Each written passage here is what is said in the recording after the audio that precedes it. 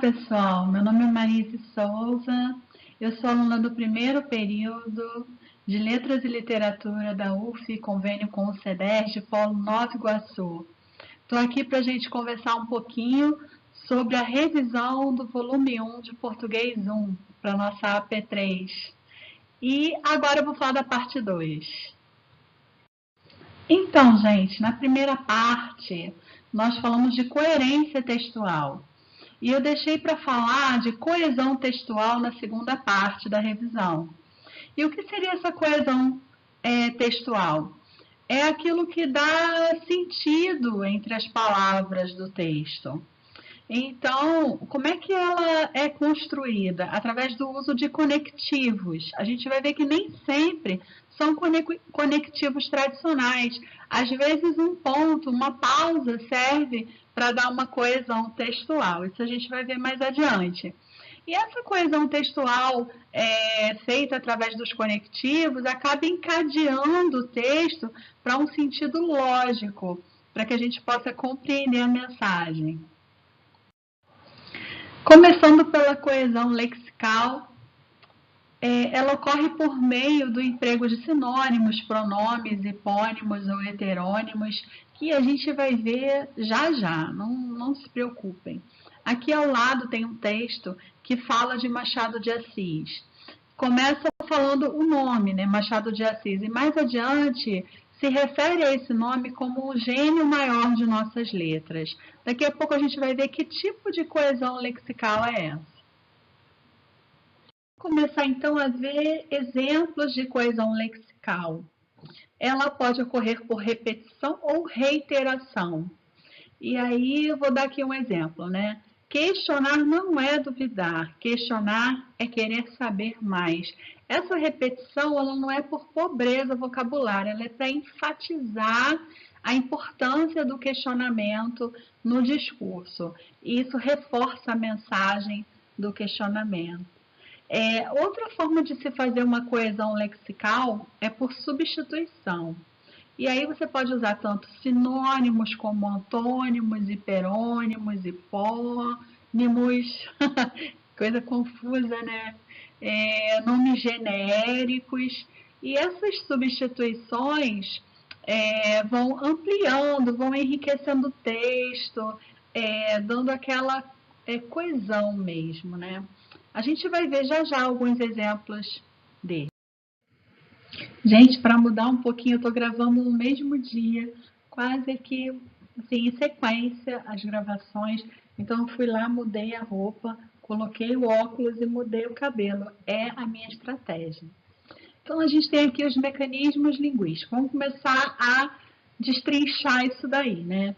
O hiperônimo, ele tem um sentido amplo, global. Então, por exemplo, se eu falar móvel, móvel, ele é um hiperônimo de quê? Mesa, guarda-roupa, sofá, todo tipo de móvel.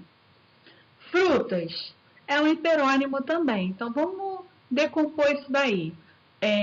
Maçã, banana, laranja. E aí, quando eu falo fruta, que é um hiperônimo, e eu dou o exemplo de uma fruta, por exemplo, maçã, maçã seria o hipônimo. E aí eu posso fazer uma coesão lexical por substituição usando hiperônimo. Então, por exemplo, um soldado da marinha, que é um hipônimo, foi parado em uma rodovia por dirigir em alta velocidade. Agora, vamos substituir esse hipônimo aí, um soldado da marinha, por um hiperônimo? O militar justificou-se. Por quê? Militar pode ser soldado, cabo, sargento, enfim. Agora vamos fazer esse exercício de substituição por hipônimo. Então, por exemplo, eu tenho lá avião, moto, trem, são hipônimos de meios de transporte. Por quê? Porque o meio de transporte é um hiperônimo. Ele é como se fosse assim, um grande conjunto que reúne vários tipos de transporte que são os hipônimos. Vamos lá, gente. 2 mecanismos de coesão lexicais, mais 2. Holonímia. Vamos lembrar que holos significa todo. Então, quando eu faço uma coesão lexical por holonímia, eu parto do todo para a parte. Vamos ver um exemplo? O hotel foi todo reformado. Os quartos foram redecorados. Então, eu parti do todo, que é o hotel, para a parte, os quartos.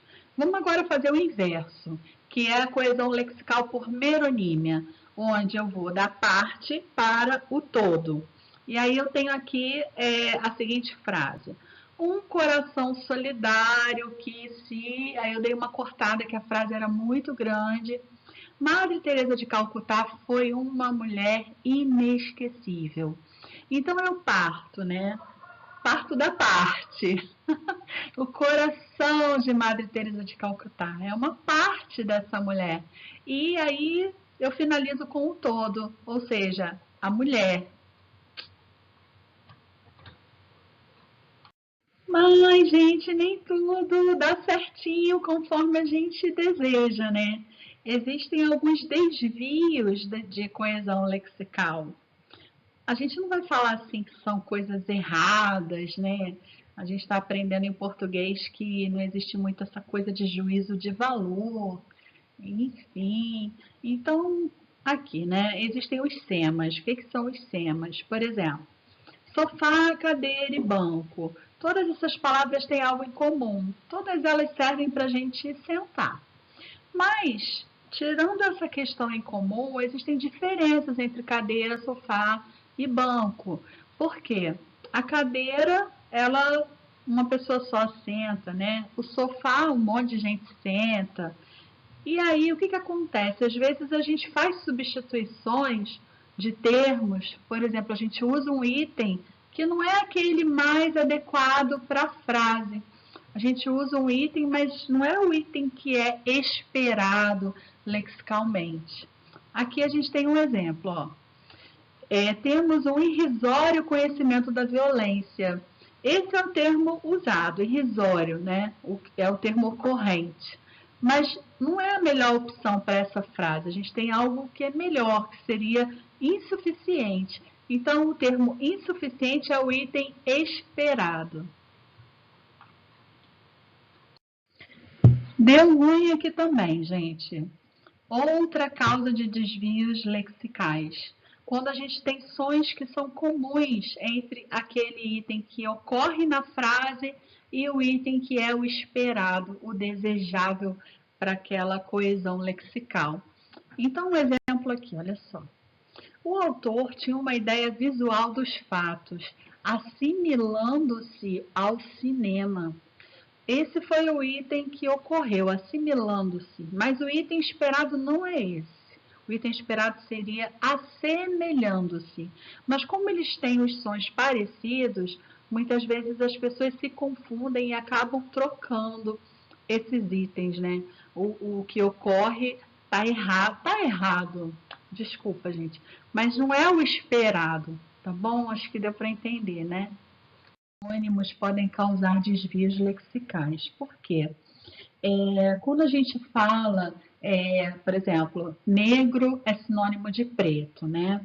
Mas a gente convenciona usar o termo negro para determinadas situações de comunicação e o preto para outras situações comunicativas. Então a gente vai ver aqui como que às vezes não pega bem a gente trocar uma palavra por outra, mesmo sendo sinônimos. Vamos ver aqui um exemplo, né? O professor usou o quadro negro. Tá bacana, isso aí a gente já convencionou. Aliás, a gente nem tem mais quadro negro, né? A gente só usa quadro branco ou quadro de vidro. Agora, quando eu falo assim, gosto de feijão preto, se eu colocar gosto de feijão negro, fica esquisito, porque apesar de ser um sinônimo, não é uma expressão muito utilizada na nossa comunicação. Agora, se eu falo, comprei dólares no câmbio negro, tudo bem, a gente está acostumado a ler isso, mercado negro, câmbio negro. Gosto de preto no branco, também está valendo. Tenho muitos amigos negros, ok, é a melhor forma de se expressar. Então a gente tem que ter o cuidado, porque às vezes a gente vai fazer uma substituição para enriquecer o texto e a gente até busca um sinônimo, mas não fica bacana porque não é usual, não é convencionado na situação comunicativa. Vocês lembram que a gente acabou de falar de termo que ocorre versus o termo que é esperado na frase? A gente vai agora dar nome a essas questões, né? Por exemplo, por troca, a situação se diverge um pouco. Diverge é o termo que ocorre, mas o termo esperado se modifica. Então, a frase ficaria muito melhor se fosse dita dessa forma. A situação se modifica um pouco e não se diverge um pouco, entendeu? Fica estranho. Às vezes a gente faz isso até quando as palavras nos faltam, né? No discurso falado, acontece muito isso. A gente não tem muito tempo de planejar. Eu estou aqui falando, eu estou lendo, mas ao mesmo tempo eu estou falando, estou criando, planejando o que eu estou falando ao mesmo tempo em que eu falo. Então, com certeza, se vocês assistirem os vídeos, vocês vão ver aí que eu estou usando palavras loucas para substituir outras, para não ficar uma fala cansativa, repetitiva. Isso aí acontece mesmo. Um desvio lexical por falta. Então, por exemplo, a sobrevivência tem piorado Desculpa. A sobrevivência tem piorado ultimamente. Tá estranho, né? Não tá faltando alguma coisa? A sobrevivência tá assim, meio vazio, né? Então, o que que tá faltando? As condições de sobrevivência. Então, às vezes a gente quer encurtar, quer resumir a nossa fala, a nossa escrita e acaba omitindo termos que geram falta. E isso é um desvio lexical na frase. Ou então, a gente peca por excesso, né? Eu acho que eu faço mais isso daí. O cenário é a grande cidade urbana. Gente, cidade só pode ser urbana.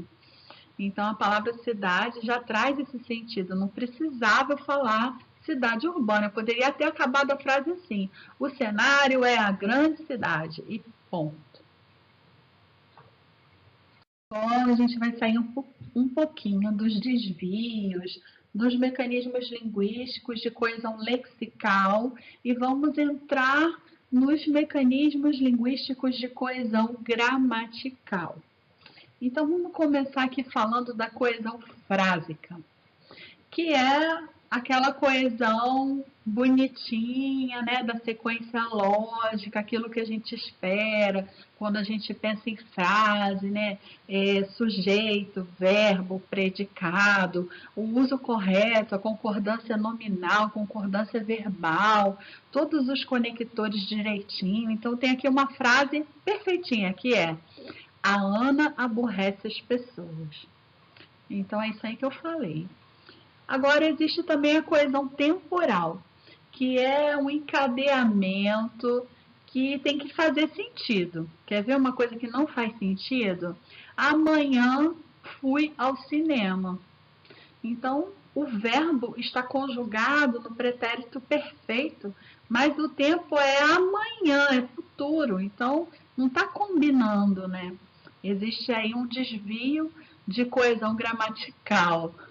Vamos continuar, gente. Nem sempre a coesão gramatical ela se dá por conectores tradicionais. Então, aqui a gente tem um exemplo, olha. João estuda muito, mas infelizmente é um conector não tradicional, né? Ele foi reprovado. Então, eu tenho ali o mais, que é um conector tradicional, uma conjunção adversativa, tá bonitinha na frase, mas o uso do termo infelizmente também é uma conexão gramatical, mesmo ele não sendo um conector tradicional. Outro exemplo de coesão interfrásica simples é a pausa. Então, assim, não tem conector, é simplesmente a pausa. Vamos ver o efeito que isso dá. Queria ir embora. Ele não permitiu. Até dei uma interpretada aqui, né? Então, ali não tem conector, tem um ponto. Parece até uma separação.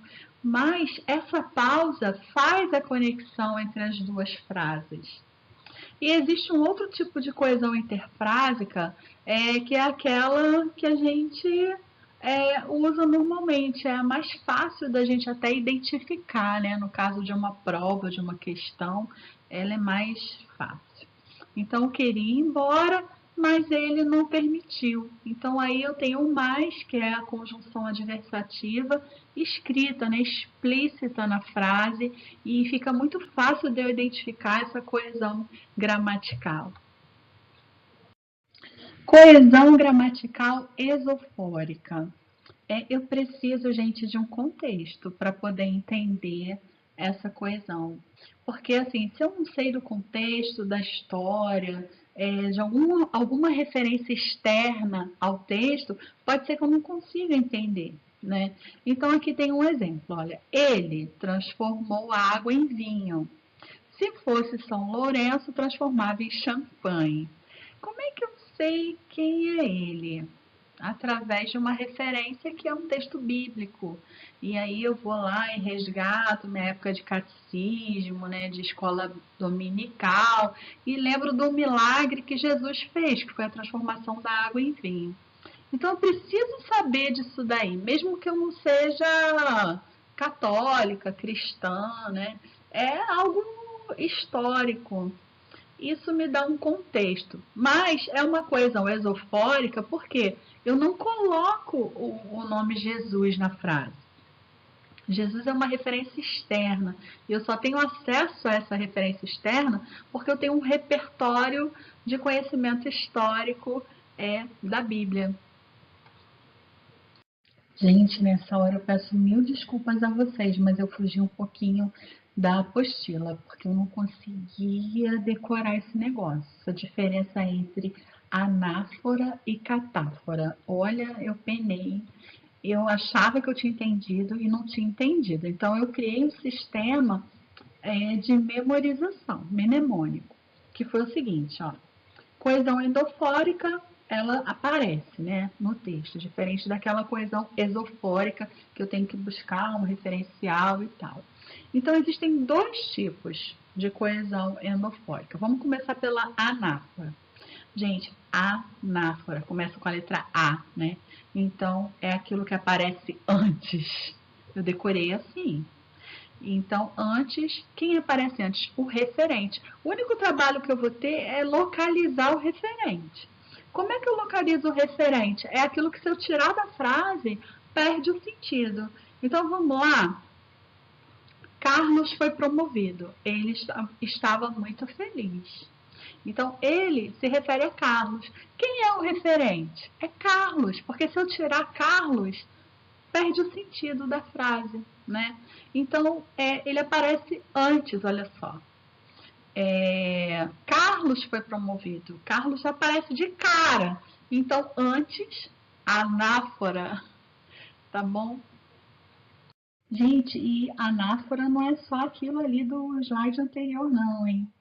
Existe a anáfora associativa, que é aquela que tem a ver com o frame. Lembra que eu falei lá na parte 1? Acho que eu já falei aqui, não sei, na parte 2. Vamos pegar o exemplo do incêndio, né? Houve um incêndio num grande shopping da cidade. Os bombeiros chegaram, muitas ambulâncias transportavam para os hospitais os feridos, as pessoas intoxicadas pela fumaça. Então, incêndio aparece antes. Incêndio é o frame. Se ele aparece antes, ele é uma anáfora. E por que é associativa? Porque logo depois vem todos os elementos associados ao frame incêndio. Vamos lá. Quando a gente pensa em incêndio, a gente associa a quê? Vamos lembrar lá da terapia, lá, psicanálise de Freud. A gente está no divã e Freud fala assim pra gente: incêndio. Aí a gente vai lá e fala: bombeiro, ambulância, hospital, feridos, pessoas intoxicadas, fumaça, fogo, água, extintor e não acaba nunca. Outra coesão endofórica. Endofórica, só para a gente, né? Às vezes é necessário repetir para a gente fixar bem. Está dentro da frase, está explícito ali, né? Então, como é que eu decorei isso, gente? Eu misturava anáfora com catáfora. Eu peguei catáfora, né? Catáfora, começa com a letra C. A, B, C, D. D, depois. Então, catáfora é quando o referente aparece na frase depois. Maluquice, né? Mas foi o único jeito que eu consegui de decorar isso, gente. Um dia eu vou entender de outra forma. Então, desejo isto, que seja feliz. Qual é o referente? Feliz é aquela parte mais importante. Se eu tirar essa frase e deixar só assim, ó, desejo isto, que seja, perde o sentido, né? Agora, se eu digo desejo que seja feliz, continua o sentido. E eu tirei isto da frase, o termo isto, né? Então, feliz, que é o referente, aparece depois, ó. Catáfora começa com C. Qual a letra que vem depois de C? D. Então, catáfora é depois.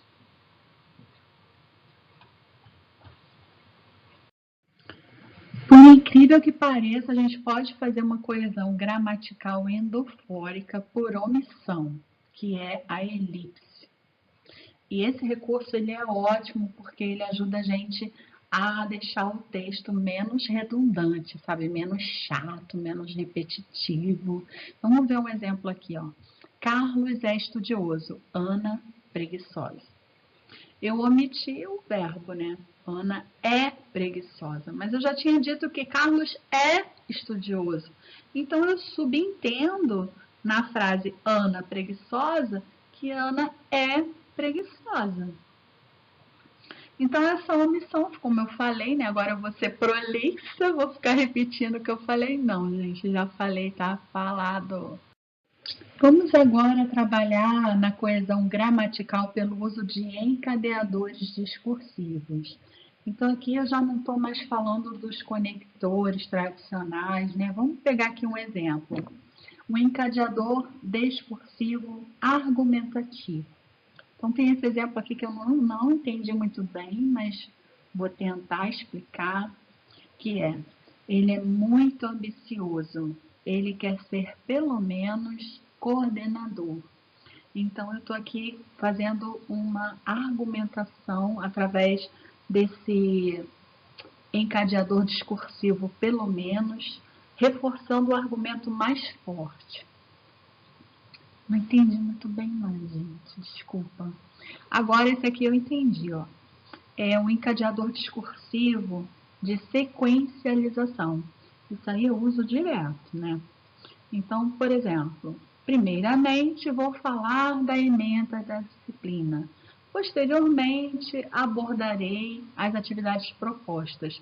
Então, estou aí construindo um texto usando um encadeamento discursivo por sequencialização, por ordem de acontecimento. Fico devendo aí o encadeador argumentativo. Vou deixar para vocês queimarem aí os neurônios. Gente, tem coesão gramatical que não acaba nunca, né? Essa aqui é por conexão. Então, pode ter conexão por causa, por adição ou por conformidade. Vamos aos exemplos. Por causa. Choveu tanto que o rio transbordou. Então, essa conexão aqui que é feita pelo que, quer dizer por que o rio transbordou. Porque choveu tanto. Então, é a causa. Passou mal porque bebeu demais.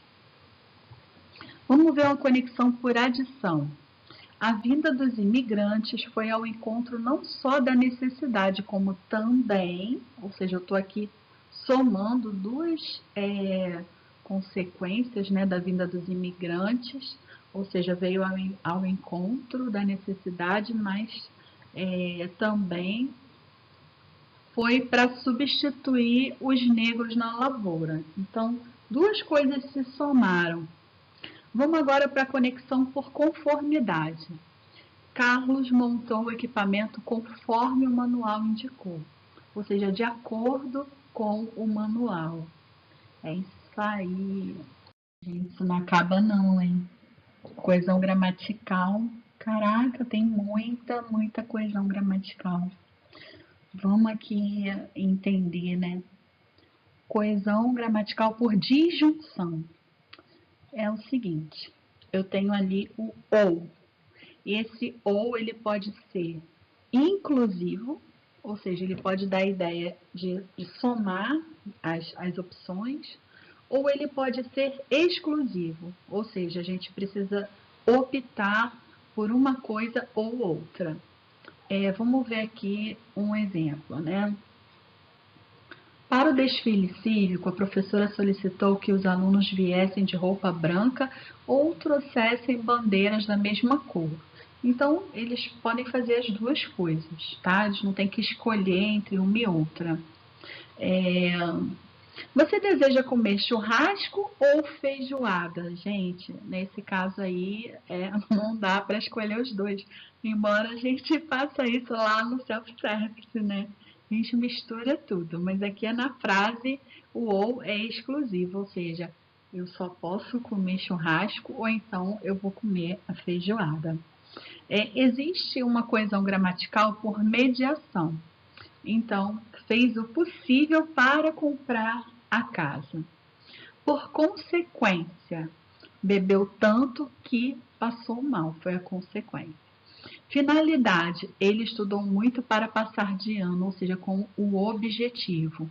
Eu deixei vocês aí um pouco confusos em relação à mediação, porque eu também não entendi muito bem.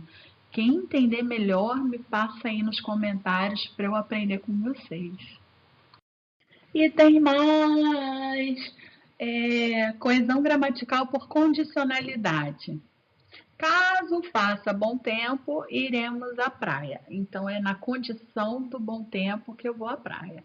Por modo, para vencer no trabalho, Carlos age como um leão.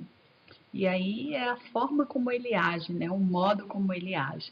Por temporalidade, aí eu posso ter temporalidade posterior, simultânea ou anterior. Vamos aos exemplos. Posterior, depois que almoçou, saiu para a escola. Simultânea, mal chega à praia, corre para a água, ou seja, ela faz as duas coisas ao mesmo tempo. Temporalidade anterior, antes que os pacientes começassem a reclamar, a enfermeira distribuiu as senhas. Mecanismos linguísticos de coesão gramaticais. Produtor mais receptor. São cúmplices. Eles são estrategistas, pois sintetizam uma série de conhecimentos para a produção de sentido a partir do texto.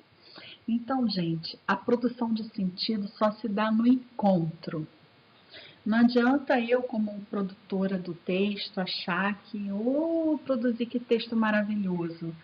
Se o receptor do texto não entende nada do que eu escrevi. Então, nós precisamos juntos, né, criar estratégias para poder dar sentido ao texto.